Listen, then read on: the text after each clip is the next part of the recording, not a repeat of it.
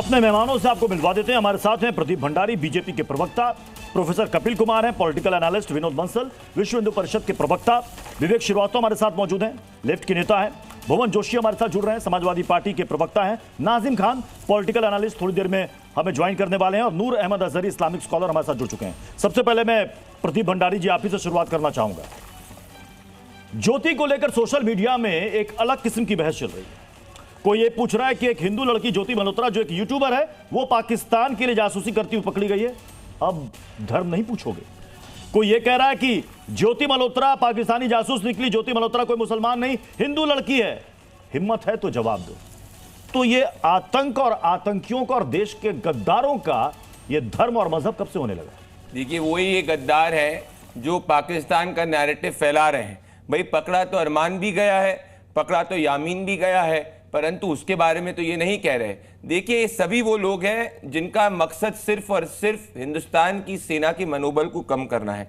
ये रहा पाकिस्तान का एक चैनल जिसने राहुल गांधी के कल के स्टेटमेंट जिन्होंने minister of external affairs Jaishankar ji के ऊपर दिया उसको कोट करके पाकिस्तान में फर्जी नैरेटिव फैलाया, ये कहते हुए कि जो पाकिस्तान कह रहा है वही राहुल गांधी भी कह रहे हैं। तो मुझे बताइए हिंदुस्तान के ये नेता जो बार बार पाकिस्तान के पोस्टर बॉय बन जाते हैं, क्या इनसे भी सवाल नहीं पूछने चाहिए कि एक बात होता है तो समझ में आता है इत्तेफाक है, परंतु बार बार राहुल गांधी को एज मैटर ऑफ एविडेंस और उनके स्टेटमेंट को एज मैटर ऑफ एविडेंस क्यों पाकिस्तान इस्तेमाल कर रहा है? हमारी नीयत तो साफ है, इसीलिए जो गद्दार आप स्क्रीन पे दिखा रहे हैं इन सभी गद्दारों को पुलिस ने पकड़ लिया है, परंतु जो आज ज्योति के ऊपर बोल रहे हैं उनके साथ में वो अरमान और यामीन पे चुप क्यों है? क्योंकि हमारे लिए भले वो यामीन हो, अरमान हो, ज्योति हो, सबके सब गद्दार हैं। वो यही लोग हैं जो लोग इस बात से चिड़े हुए हैं प्रत्युष जी कि हिंदुस्तान ने पाकिस्तान को मुंह तोड़ जवाब दे दिया।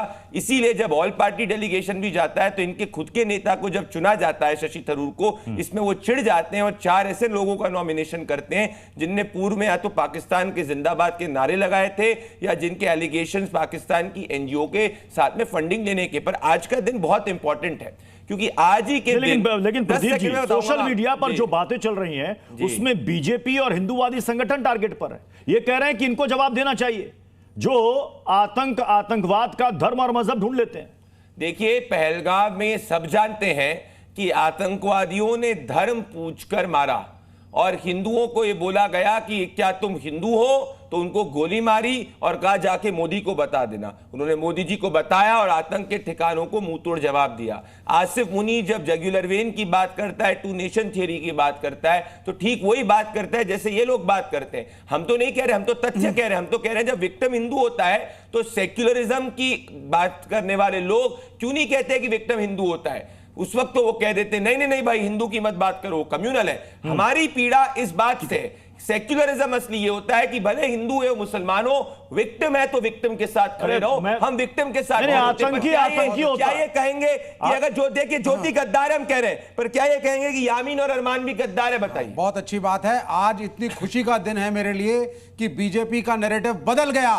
वो पार्टी जो कहती थी कि इस्लाम ही है जो आतंकवाद की जड़ है, कुरान पे प्रश्न चिन्ह उठाते थे इनके प्रवक्ता, आज कह रहे हैं आतंकवाद का तो कोई धर्म नहीं होता साहब, क्योंकि 4 हिंदू पकड़े गए हैं, है ना? आज एक ज्योति पकड़ी गई तो डिफेंसिव पे आ गया। विवेक भाई आप सुनिए सर, जिहाद का मतलब क्या? आप सुनिए। नहीं विवेक भाई जिहाद का मतलब क्या? जिहाद जो है एस्पियोनाज करते हुए गद्दारी करते हुए पकड़ी गई, इसलिए थोड़ी बोला कि हिंदू धर्म की रक्षा के लिए मैं गद्दारी कर रही हूं। जिहाद का मतलब क्या होता है? ना सब इधर की उधर उधर जिहाद का मतलब क्या होता है? आप सुन, जिहाद उसामा बिन लादेन जिस भाषा में जिहाद शब्द है, जिहाद का मतलब क्या? वहां जिहाद का मतलब धर्म युद्ध होता है। तो जहां उसका गलत इंटरप्रिटेशन बोलता है जिहाद की बात, क्या हिंदू बात करता है? आप सुनिए, अब आप सुनिए मेरी बात को ध्यान से। आप सुनिए ना, एक मिनट। अब आप घुमा रहे बात को। कोई बात को नहीं घुमा रहा, मैं बड़ा स्ट्रेट बोल रहा हूं। मैं एक पत्रकार से मिला था कश्मीर के 7 साल पहले और मैंने उनसे पूछा ये पत्थरबाजी होती है, छोटे छोटे बच्चे टोकरियों में पत्थर लेकर के पहुंच जाते हैं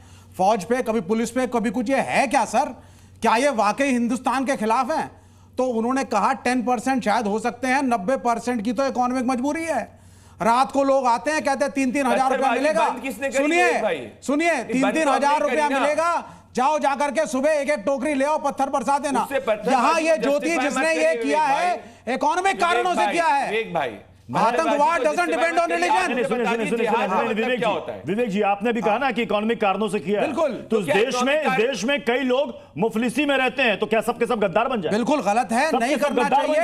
लेकिन अगर किसी की आर्थिक हालत बहुत अच्छी नहीं है तो देश का गद्दार बन जाए। नहीं, तो जस्टिफाई कर रही है, मैं जस्टिफाई नहीं कर रहा। बुरहान वानी को पुअर हेडमास्टर सन कह के एक आतंकवादी को कई देश की लटेंस लॉबी ने जस्टिफाई किया था। देखिए, जी तो यही कह रहे हैं कि कोई आतंकवादी बनता है, बीजेपी और हिंदूवादी संगठनों से जुड़े बात कर रहे हैं विवेक जी। बहुत सारे लड़के और लोग पकड़े गए हैं जो कि स्पाइंग करते थे। Vivek ji, let's talk one by one. देश के लिए स्पाई करे वो गद्दार है। मुझे बताओ जिहाद का मतलब क्या होता है? सुन लीजिए, अब आप मुझे जिहाद का मतलब क्या होता है? Let me speak.